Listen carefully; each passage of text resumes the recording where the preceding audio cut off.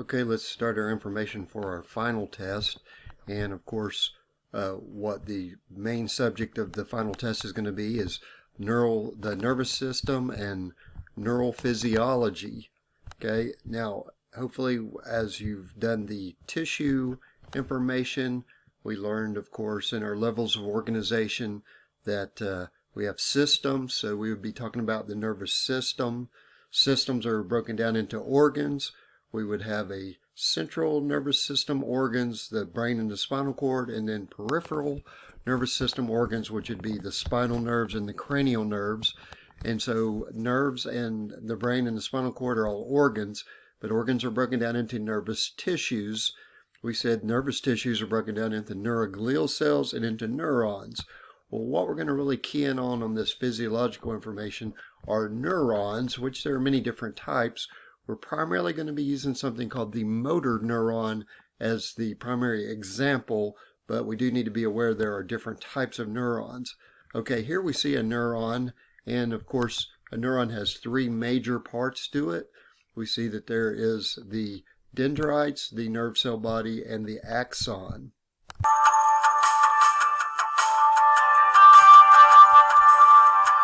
The structure of neurons reflects their function. Okay, we see one neuron synapsing with another neuron. We see one part of the cell receives incoming signals. Another part generates outgoing signals. Okay, so this part of the cell was receiving the incoming signals while it's getting ready to send its action potential, its nerve impulse. So this cell is sending information by sending an action potential which triggers the release of our neurotransmitters. Very similar to what we actually saw happening at a neuromuscular junction. But instead of this being a neuromuscular junction, then this is a synapse, a place where one neuron synapses to release neurotransmitters to another neuron.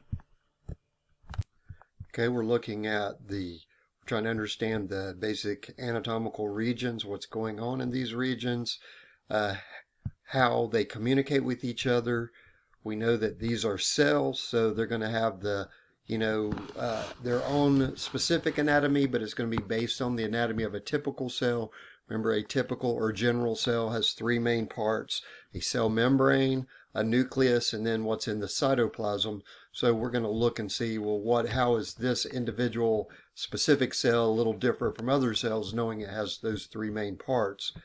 Then we also want to understand that these are the cells that's literally sending the signals, but we have other part of nervous tissue, the neuroglial cells, that do many different jobs that support the job of sending information in the form of an action potential from one cell to another. Now, we also are going to have to continue to talk about ions. We can't ever get away from ions, especially when we're dealing with active cells, very active cells. Then that's based on mostly a lot of ions flowing in and outside of that cell membrane. We need to understand our central nervous system is our brain and spinal cord. Our peripheral nervous system is what's coming off of the brain and spinal cord. That's going to be 12 cranial nerves and 31 spinal nerves.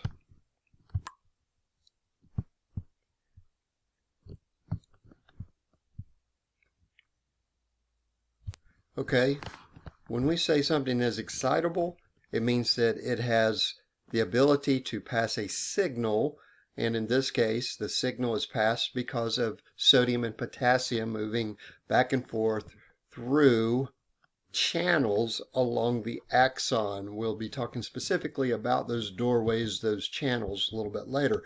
But right now, the biggest thing that I want you to understand is, what is it that neurons do? What are they synapsing with? Well, we already talked about the neuromuscular junction, and that a muscle, except for cardiac muscle, doesn't have the ability to contract without neural stimulus, and we discussed all that with the neuromuscular junction. But what else do we synapse with? Well, what your nervous system primarily is neurons sending information to other neurons, triggering them to either send a message somewhere else or inhibiting them from sending a message somewhere else. And then we also, and we'll talk more about this next semester when we talk about the endocrine system, but whether it's an endocrine or exocrine gland, they are often triggered to release a product from a neural stimulus. So the three things that that neurons communicate with are muscles, glands, and other neurons. Okay, so keep this in mind as we talk about the actual function and how it does its job. Always keep the big picture in mind of what the job is. Now, one thing I want to introduce here, especially when we're dealing with sending information to other neurons, is sometimes we can send excitatory information, which means we're trying to get this other neuron to send its action potential, but sometimes we send inhibitory information, and that means we're trying to keep this from sending the action potential. So, there would be multiple neurons that are synapsing with multiple neurons. Some of them releasing each other with muscles and some of them releasing excitatory neurotransmitters, and really what determines it is more the receptor, but some of them doing an excitatory job, some doing an inhibitory job. And sometimes students confuse. They think, well, if it's excitatory, it must be good. If it's inhibitory, it must be bad. But really, the way we have to think of it, it's like if you go to a red light somewhere, if you go to a stoplight, well, you have green light part of it, which means you can go, and you have a red light part of it, meaning you should stop. Well, if you go when you're supposed to stop, that's a bad thing. If you stop when you're supposed to go, that's a bad thing. It's not the green or the red light is bad. It's the fact that if you do something when you're not supposed to, that's bad. So sometimes we need to inhibit messages being sent, and that can be a good thing. Sometimes we need to excite the neuron so we can send the messages, and that can be a good thing.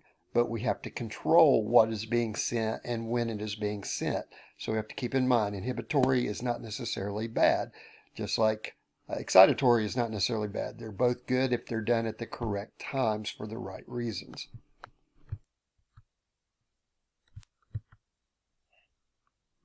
Neurons come in many different shapes and sizes.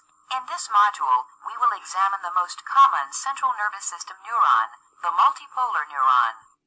All neurons have three characteristic structural features: a cell body, a receptive portion, and a transmitting portion.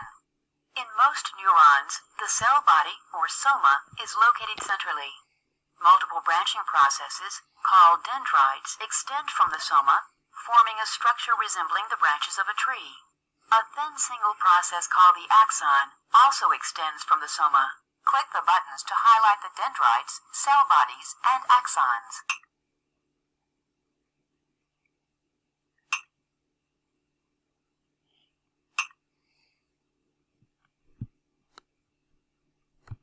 Okay, one thing to note here is that an axon usually only has for what we're going to talk about, just has one attachment place to the soma or cell body.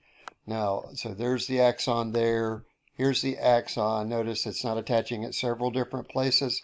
Like the dendrites may attach at more than one place, as you can see on these other cells. But the axon is only going to attach at one place.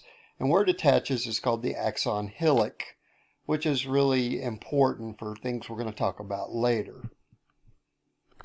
Okay, looking at the structural features of a typical neuron, and I'm making some commentary and letting the computer program also make commentary, so I'm going to let you hear its take on it. To see how they are related to function, click each anatomical region of the neuron to reveal its function. The branched dendrites receive signals coming in from other cells and send them toward the axon.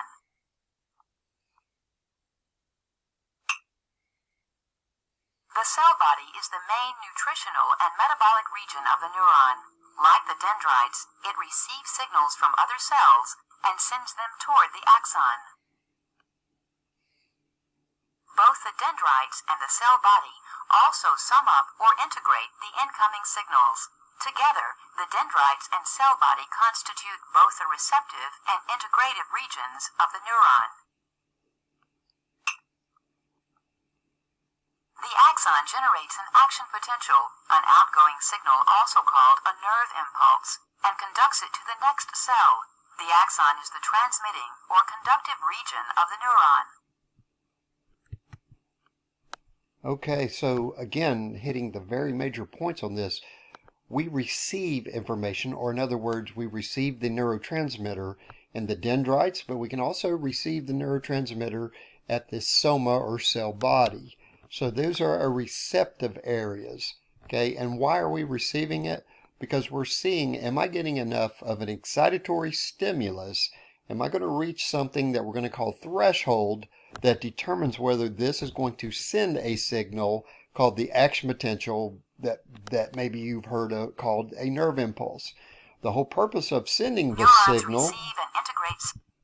the whole purpose of sending the signal is so when the signal gets to the end, then we release our neurotransmitters. And again, the neurotransmitters are held in vesicles, and we have to have calcium come inside, and our little protein, motor protein, carries the vesicles, fuses it to the end of the synaptic bulb, releasing, going through exocytosis of the neurotransmitter. The same basic things that we saw happening in the neuromuscular junction.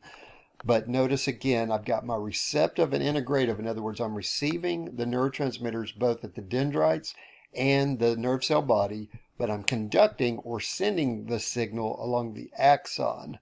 So remember though, in this receptive and integrative region, it may be just as important not to send the signal as to send the signal. So we've got to determine from what's being sent here whether we want to send this signal along the conductive region. Okay, some important, maybe obvious, but very important information is that information flow itself in neurons is directional. In other words, we never conduct an action potential outward from the dendrites. We always conduct everything from the dendrites and soma towards the axon, and then the axon doesn't send information back towards the nerve cell body. It always conducts the information out down the length of the axon, eventually to the bulbs, triggering, again, the opening of voltage-gated channels that then will allow calcium to come in and trigger the exocytosis, the release of the neurotransmitters. Okay, so we see information is coming in our receptive areas, and it's going out, starting at the axon hillock. At this point right here, we see the action potential is at this point. Now we see it continuing, okay, and then information coming back in. Now, where we saw the action potential literally was where sodium was rushing in and followed by potassium rushing back out. So that was changing the voltage in that specific area, which actually becomes a positive feedback loop, because what starts here causes the next section to depolarize, which causes the next section to depolarize. And our definition of our positive feedback loop was we have a stimulus that is brought to a completion. So here was our stimulus, and the stimulus continued. It reinforced itself until it was brought to a completion of literally triggering the release of the neurotransmitter. Again, here we see this neuron synapsing on this neuron synapsing on this neuron. And the truth is, each neuron normally has many hundreds of thousands of synapses from other neurons, which are sending either excitatory or inhibitory information, trying to determine, well, what they synapse with. Are they trying to get it to send the action potential, or are they trying to keep it from sending the action potential? Okay, can be very long or they can be short. They can be 1 or 2 millimeters in length, or they can be more than a meter, more than 3 feet long. Think about the axons running from your spinal cord down to your big toe. So as we alluded to earlier, each neuron has a single axon, and the area that the axon attaches is called the axon hillock. Now, after the axon hillock is formed and the axon continues, we can actually have branches off the axon called collateral branches, and they can branch profusely, especially towards the ends of them.